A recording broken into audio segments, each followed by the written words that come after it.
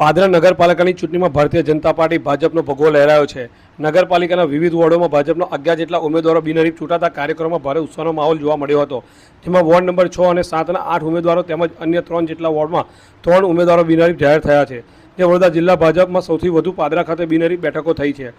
Ward number 6 માં નિશાબેન પરેશભાઈ ગાંધી, સુમિત્રાબેન લાલજીભાઈ પરમાર, પ્રતિકભાઈ હસમુખભાઈ પટેલ, સંકેત દેવેન્દ્રભાઈ પટેલ બિનહરીફ ચૂંટાયા છે। જ્યારે વોર્ડ નંબર 7 માં નરેશભાઈ ગ્યારસીલાલ અગ્રવાલ, નિશાબેન ચેતનકુમાર રાણા, ઈલાબેન જયપ્રકાશભાઈ જોશી તેમજ તેજસ હરીશભાઈ ગોહિલ બિનહરીફ જાહેર થયા।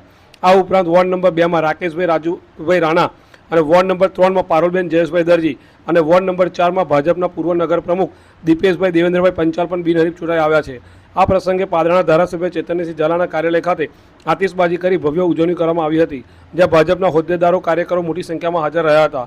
ધારાસભ્ય ચેતનસિંહ ઝાલાએ તમામ વિજેતા ઉમેદવારોને મીઠાઈ ખવડાવી પુષ્પગુચ્છ આપી શુભેચ્છાઓ પાઠવી હતી અને વિકાસના કામોને આગળ વધારવા માટે શુભકામનાઓ પણ પાઠવી હતી।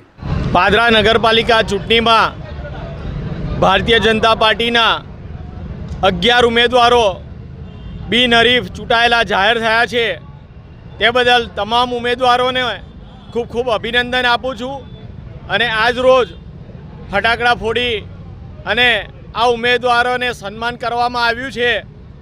સાથે જ આ જીત બદલ હું પાદરા નગરના તમામ મતદારોનો ખૂબ ખૂબ આભાર માનું છું।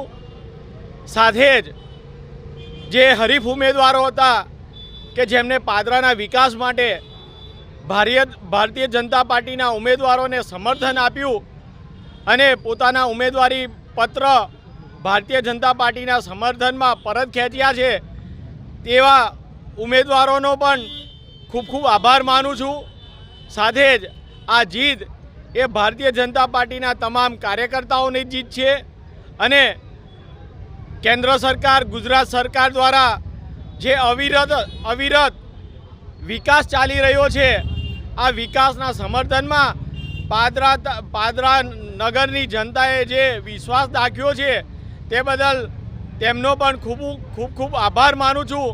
અને આ જીત સાથે આગામી ચૂંટણીમાં અન્ય જે બાકી ઉમેદવારો છે એ તમામ ઉમેદવારોની પણ જીત થશે।